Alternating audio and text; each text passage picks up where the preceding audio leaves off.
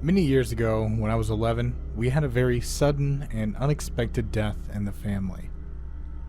Everyone was devastated and trying to cope with their grief in their own way while dealing with the fallout. Not long after this, just before summer vacation, my best friend and her family moved abroad for 6 months, so I was feeling particularly sad and lonely and started playing on the computer a lot more. We had just gotten dial-up a year or so before, so I was able to use the internet to play online games, but very quickly became bored and wished I was able to talk to my friend, when I remembered a classmate had mentioned they had a pen pal. I googled pen pals, and the results came up with an instant chat room which, to my 11-year-old mind, seemed much better than waiting weeks for letters. The description said it was for people 13 plus, but I paid no mind to that and signed up anyway, and had a few enjoyable days chatting far away to strangers from Canada, Germany, and even Australia. It was good fun, and quite interesting to talk to new people, but then I kept getting kicked off by mods doing the rounds when they found out I was only 11. So, I changed my answer to 13. And then I met James. James was 26, male, and from Ireland, and seemed very nice and polite, and we talked for about 40 minutes. He asked what year or grade I was going into after summer break, and by deciding at this point he wasn't a mod, I told him I was actually only 11 and just about to go into high school when I had to get off the computer and go to bed. I was very surprised the next day when James initiated another chat with me, since you normally don't chat to the same person unless you had specifically taken a note of the username and watched for them to come online. We chatted for a lot longer this time. He said he lived alone in a specially built cottage because he'd been in a motorcycle accident when he was 17, which left him in a wheelchair. He liked talking about what I did at school, about my friend, what kind of games we played. He asked if I had worn a school uniform, and did my next school require me to wear one, because when he was in school, it was a Catholic school, and you absolutely always had to wear your uniform. Weeks passed of near daily talking. We had moved on to MSN chat at that point because he said he wanted to be able to email me when he thought of things he liked to chat about, and I could just email him back if he wasn't online.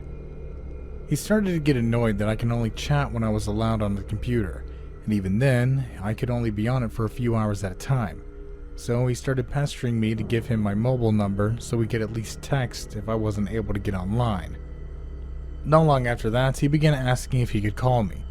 He wanted to hear my voice, and really, how different was it to talking online? Didn't I want to hear what an Irish accent sounded like? Wasn't I interested in him? We only spoke on the phone once. He sounded reasonably young, and either was actually Irish or just very good at putting the accent on. He commented on how young I sounded, jokingly asking if I had been naughty and lied about my age again. Then the chats and texts got more intrusive. Where are you now? What are you doing? Why are you taking so long to reply? Are you in your pajamas? What color knickers do you have on? I would tell him off when he asked things like that. I didn't like it, and I would tell him that I was miffed. He would swing between acting all remorseful, begging for forgiveness, saying he was just being silly, to acting indignant. He was just interested in me, and why is that such a hard question? I'm obviously just a badly behaved, silly little girl, and he's done wasting his time talking to me. His punishment was swift and brutal, cutting all contact for a few days or so, leaving me confused and upset that I really was a terrible friend. He always came back, acting like nothing ever happened, and in the end, I just started saying whatever random color came to my mind when he asked. Then he started asking about meeting up. He would travel over to see me because I obviously couldn't travel to see him, and instead of going to school, he would take me out for the day so we could get to know each other properly. When I seemed hesitant to agree to his plan, he would become irate. What's the point in having a friend you can never see? Didn't I know he was falling in love with me? I told him he couldn't because I was much younger than him, and he responded by saying it doesn't matter because his father is a lot older than his mother, and anyway, we could get married when I turned 16. I said I wasn't even starting to think about getting married or leaving home, and he blew up, yelling, saying I was a horrible child who was obviously against people who are in wheelchairs. I was cruel and lazy, assuming I would have to wheel him around everywhere. How selfish of me not to consider the feelings of my husband-to-be, before cutting off contact again.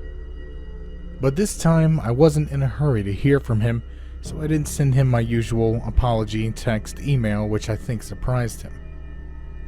A couple of days later, he emailed, as usual, acting like nothing happened, but talking about booking tickets to come visit when school started up again in a few weeks.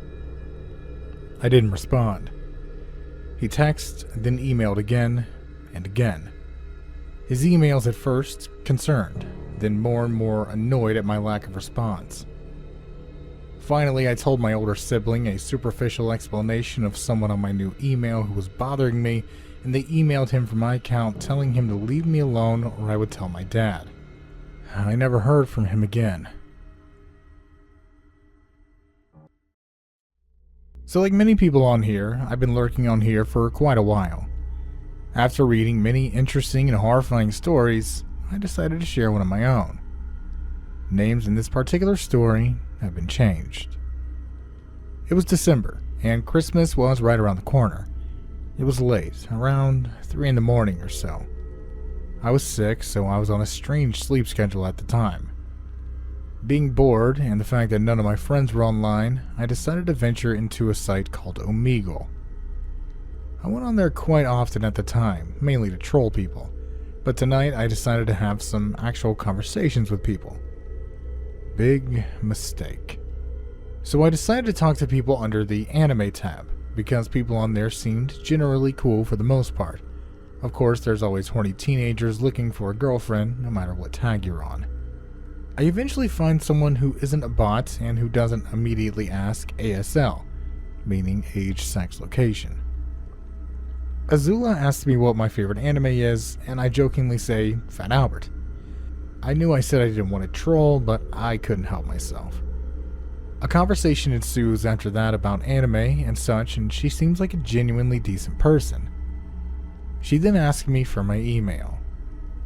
I gave her my spam email, knowing that there's no real harm in giving that one out. So we continue our chat in a Google Plus hangout. She starts to ask to video chat. I declined, telling her that I don't even voice chat with my real life friends. But she keeps on persisting, and I keep telling her no.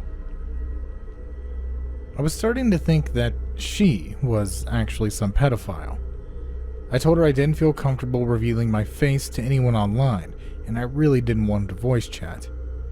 She then says that she'll send me a picture of her face if I send her a picture of mine, so I let her send hers first. I then did a reverse image search to see if the photo was fake. Nothing came up anywhere, so I knew that it wasn't. So reluctantly, I took a picture of myself and sent it to her. I figured it couldn't do any harm. She then kept persisting to video chat. I kept telling her no.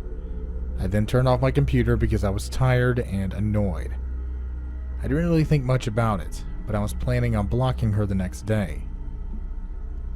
A day later, I get on my computer and was about to block her. But as soon as I got on, she messaged me immediately. At this point, I thought she was either stalking me or had no life and was at her computer all day. So I went ahead and talked to her.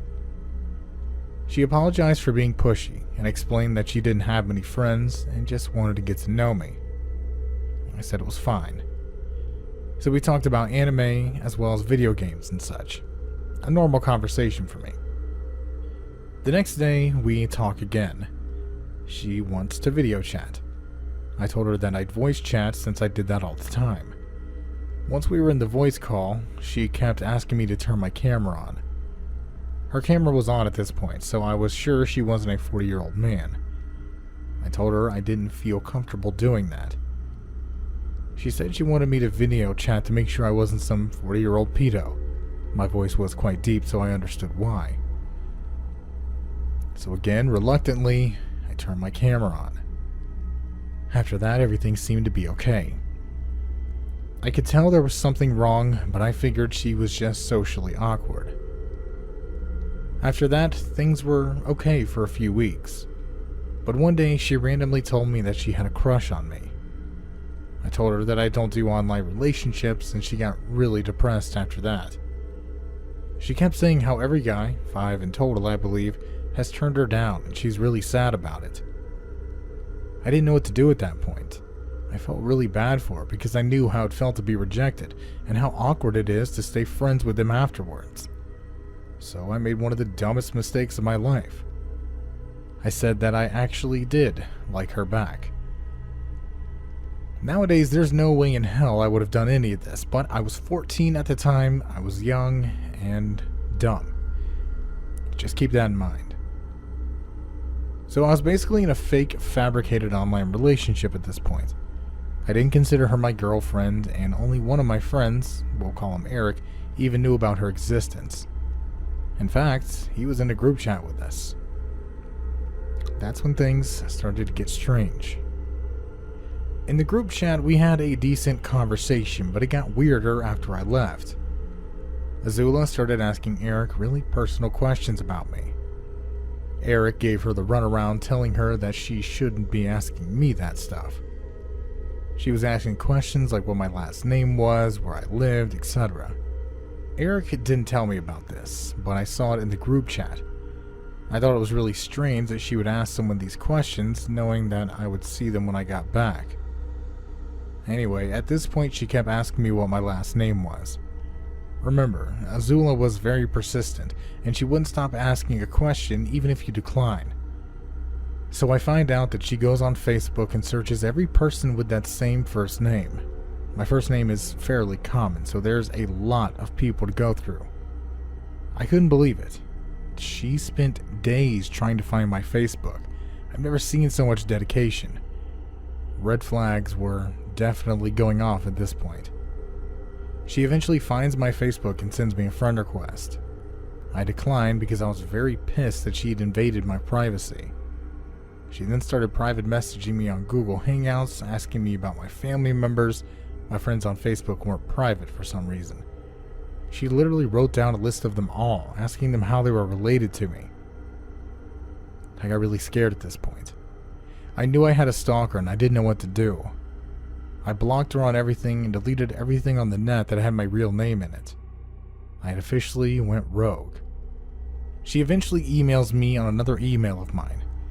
Don't ask me how she found it, I honestly have no clue. Perhaps it was on my Facebook before I deleted it. Anyway, she spams that email with countless messages per day. I blocked her and the emails stopped. I didn't hear from her for about a month. Then, one day, I accidentally deleted an important email. I went to my trash to recover it. In my trash were hundreds of emails from her. I nearly soiled myself in fear. The last email was from that day, so in morbid curiosity, I read some of the emails. What I found was nothing short of frightening. She told me that she thinks there's something wrong with her, and that she enjoys and gets off on the pain of others.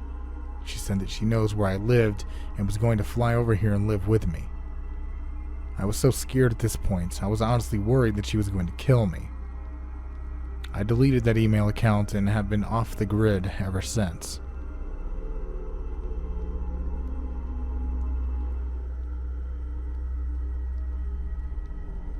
For a few years there, Omegle and chat roulette were like the best things ever.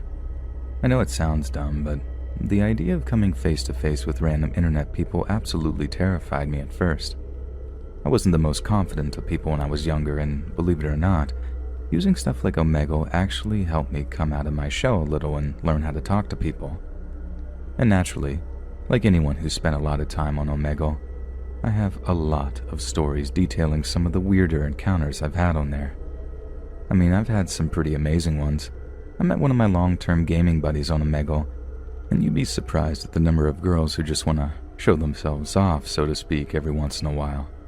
But I've also had my share of gross, sad, irritating, and downright scary encounters on Omegle too. And what I'm about to tell you is by far the most disturbing. And it's not some dumb creepypasta either. Every word of this is true. So I'd just gotten home from this terrible part-time job I was working in 2012, and at the time, my routine was like, get home, sneak one of my stepdad's beers from the garage, and see how palpable the mental illness was on Omegle that afternoon. I was actually having a good run at one point.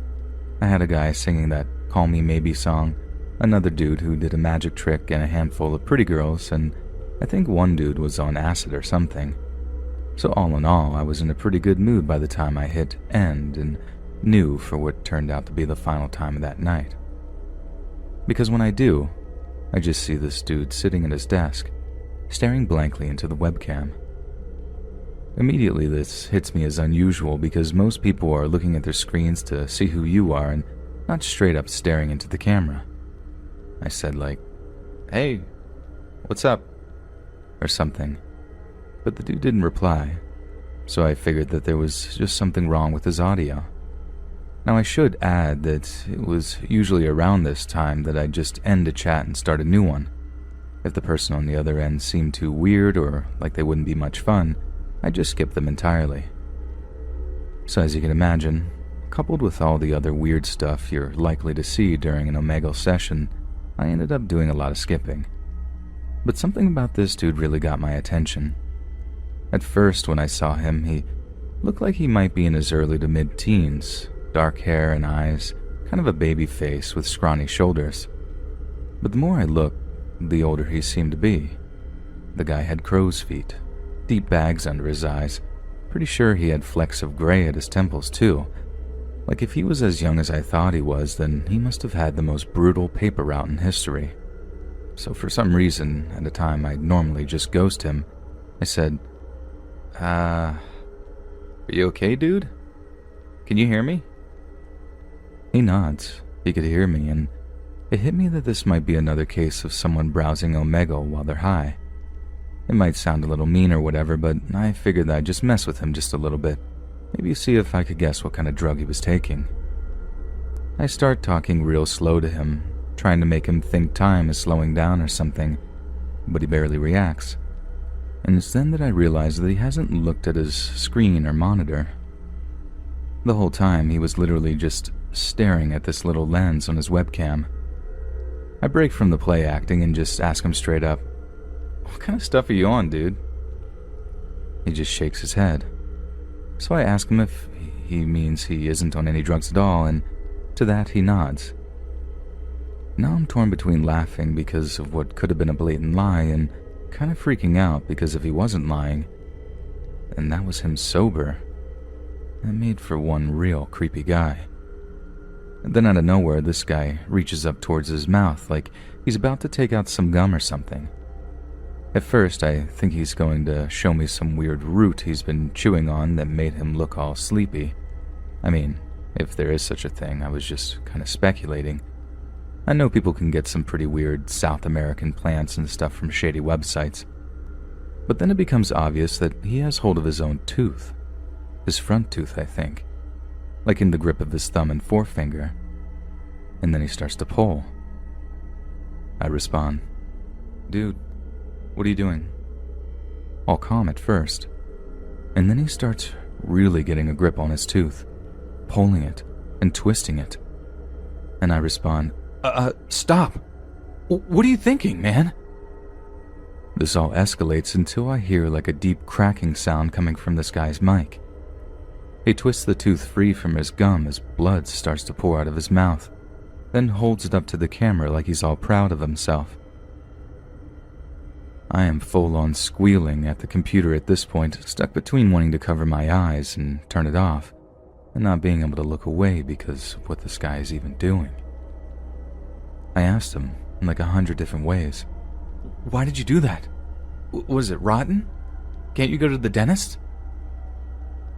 He doesn't say a word. He just spends a few more seconds smiling with this gap-toothed grin, mopping at the blood on his chin and holding up the tooth in front of the webcam. Then he disappears and I'm left on the new chat screen, just shell-shocked. Nothing has ever topped that for me in terms of just pure creepiness. Like I have so many unanswered questions about that guy, and each time I think I get close to figuring it out, It just opens me up to 100 other questions. I mean, he would have had to have been on drugs to be able to pull his own tooth out like that. I don't think anyone could stand the sheer agony. And it's also the whole idea that it wasn't his first time doing it.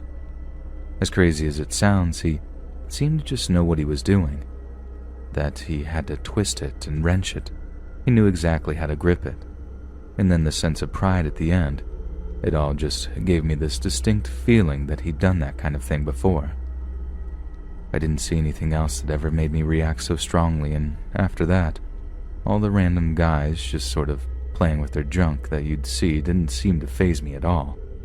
Like as long as there wasn't any tooth pulling, it was just water off the duck's back.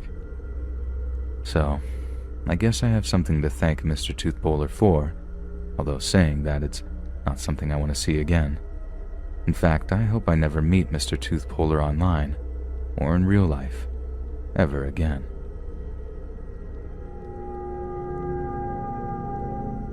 Stay spooked. Like, subscribe, and hit the bell for more chilling stories.